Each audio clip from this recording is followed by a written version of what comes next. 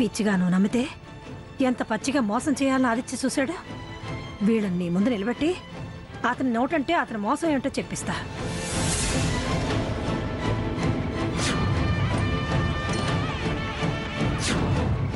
ఎంత గొప్పగా నువ్వు ఆరాధించావో అంత తెలివిగా నీకు ఎంత అన్యాయం చేయాలని చూశాడో తేలుస్తా.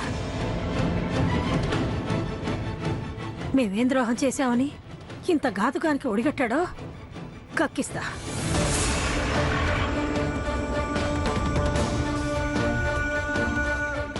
ధరణి, నాది అనుమానం అన్నావు, నిందన్నావు, కానీ నేను నిజం.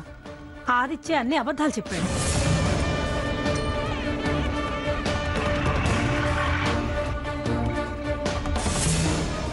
తీసుకొస్తున్నానే, సాక్ష్యాలను తీసుకొస్తున్నాను. ఇప్పుడు ఎలా తప్పుకుంటాడో, ఏం చెప్పి మళ్ళీ మోసం చేయాలని చూస్తాడో చూస్తాను.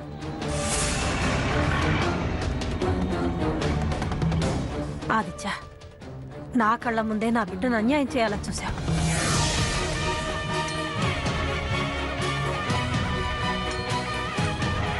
నీ బిడ్డను ఎదురుగా నిలబెట్టి నీ తప్పు నలుగురిలో రుజువు చేసి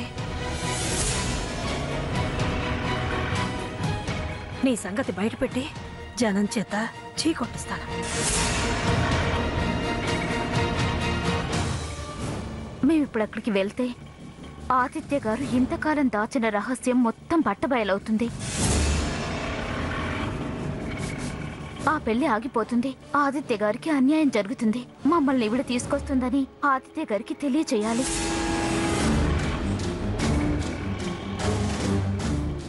ముందుగా మ్యాటర్ తెలిస్తే ఏదో ఉపాయం ఆలోచించుకోగలుగుతారు. నలుగురిలో నవ్వుల పాలు కాకుండా అందరికీ నచ్చ చెప్పగలుగుతారు. లేకపోతే వారి పరువు పోతుంది. ఎలా వారికి చెప్పాలి? ఏదైతే అదవుతుంది. నలుగురిలో నవ్వుల పాలు కాకుండా అందరికీ నచ్చ చెప్పగలుగుతారు. లేకపోతే వారి పరువు పోతుంది. ఎలా వారికి చెప్పాలి? ఏదైతే అదవుతుంది.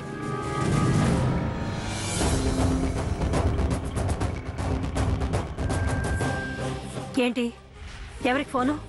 ముందే ఇన్ఫర్మేషన్ ఇవ్వాలని చూస్తున్నావా? నీకు విషయం మొత్తం తెలుసన్నమాట. ఇప్పుడు ఎవరికి ఫోన్ చేయాల్సిన అవసరం లేదు. ఇలా ఇవ్వ ఫోన్.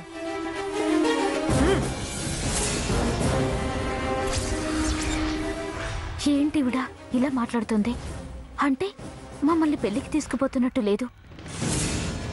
ఈవిడ మనసులో ఇంకేదో ఉంది. ఇప్పుడెలా? భగవంతుడా, నువ్వే కాపాడాలి.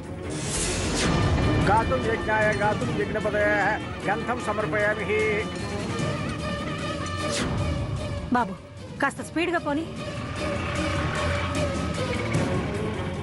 ఈవిడ స్పీడ్ చూస్తుంటే తను ఖచ్చితంగా ఏదో చేయాలని మమ్మల్ని తీసుకెళ్తుంది.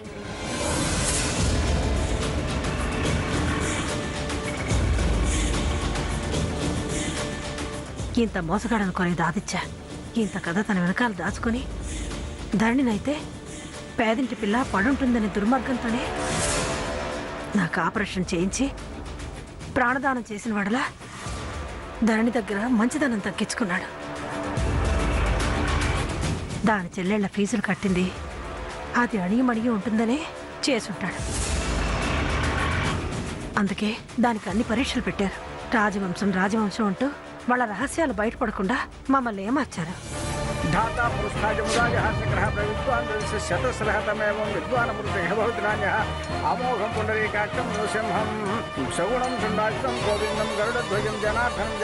స్వామీజీ మాట నిజమైంది. నా అనుమానం కరెక్ట్ అయింది. పిచ్చి పిల్ల అది నన్ను తప్పుగా అనుకుందే గాని ఈయన గారు తప్పుడుతనం గ్రహించలేకపోయింది.